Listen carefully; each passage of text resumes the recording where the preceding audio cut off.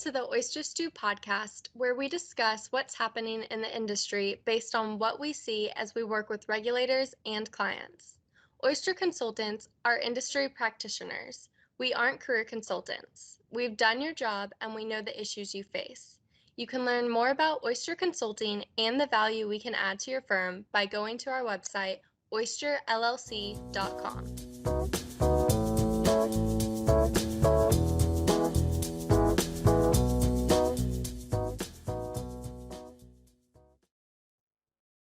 Hi, and welcome to part 3 of our podcast series on cryptocurrencies and digital assets. The wheels are turning. Are you up to date? We've talked about cryptocurrencies and stablecoins, which of course are built on blockchain or distributed ledger technology. That technology means changes are coming to the back end of the industry, including the removal of transaction intermediaries. In this episode, Oyster's Jeff Gearhart and Buddy Doyle continue their conversation, this time around what the removal of transaction intermediaries means, who it impacts, and what we are already seeing in the industry. If you like what you hear today, follow us on whatever podcast platform you listen to. Let's get started. The banks are paying attention to it. One of the stats I said earlier was, over 81 central banks representing over 90% of the global GDP are looking at it. But I still don't know that they know how they're going to adopt or implement it. The one thing I can say about central coins, they're going to be a real currency. There's no debate about it because there's a government behind it. Do you think they're going to catch on, or do you even think they're needed?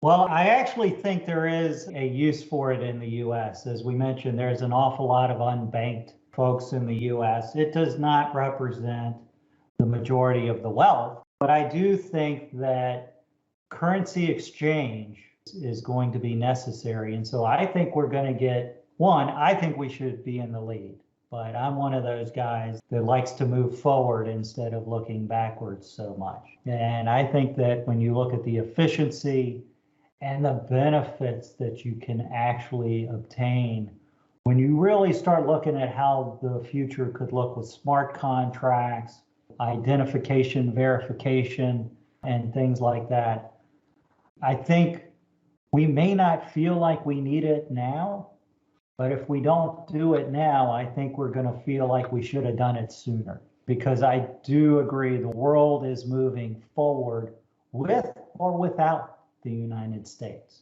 We'll either be trying to catch up down the road, which we've been in that position before with things, or we'll become the leader again and we'll become the dominant player. But depending on your perspective, you might want the U.S. to be successful and dominant in markets and leaders in global economies. Tends to make things feel a little bit better right now anyway, in terms of economic wealth and prosperity and things like that. So I would not want to see us get left behind here. And I think, again, if you take the word Bitcoin out or Ethereum out, and you just sort of think efficiency, process, reconciliation, the overall systematic way we approach things, there's so much promise to this that it's foolish not to look at it.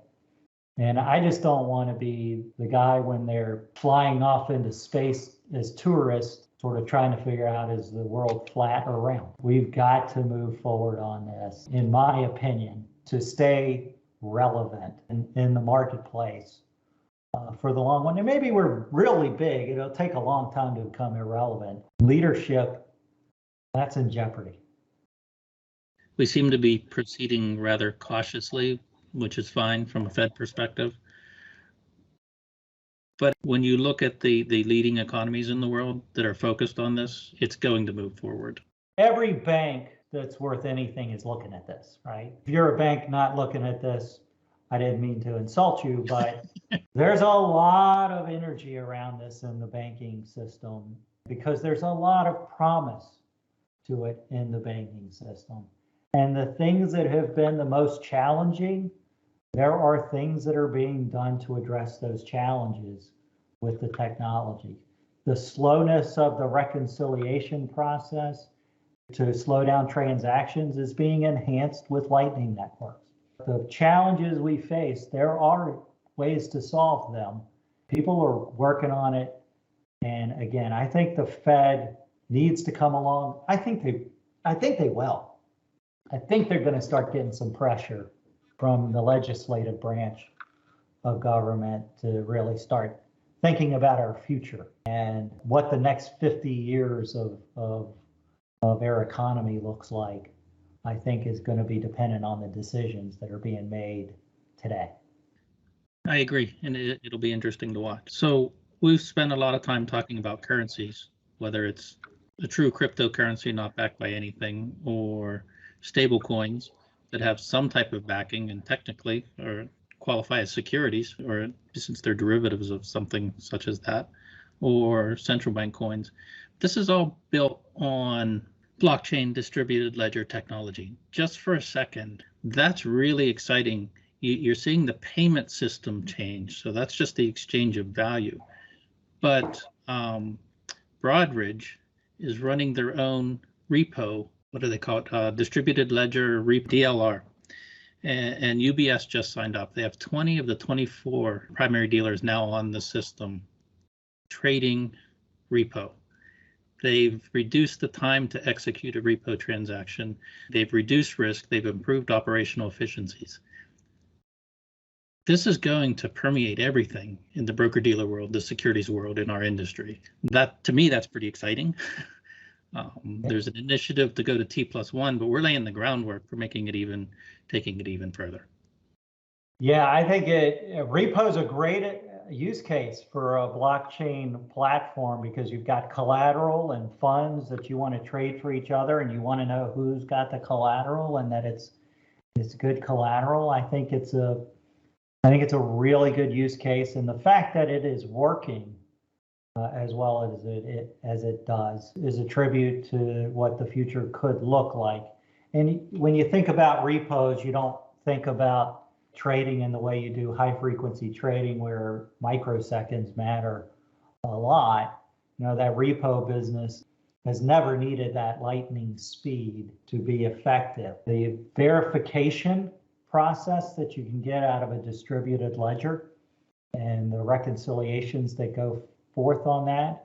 And this is where trust becomes real because of the technology. You know who they are, you know how things have moved around. They just keep putting another encrypted hash on top of the trail to tell you what you did next. And it's a really good case, and it is working. And it's a good way to get people comfortable with the technology.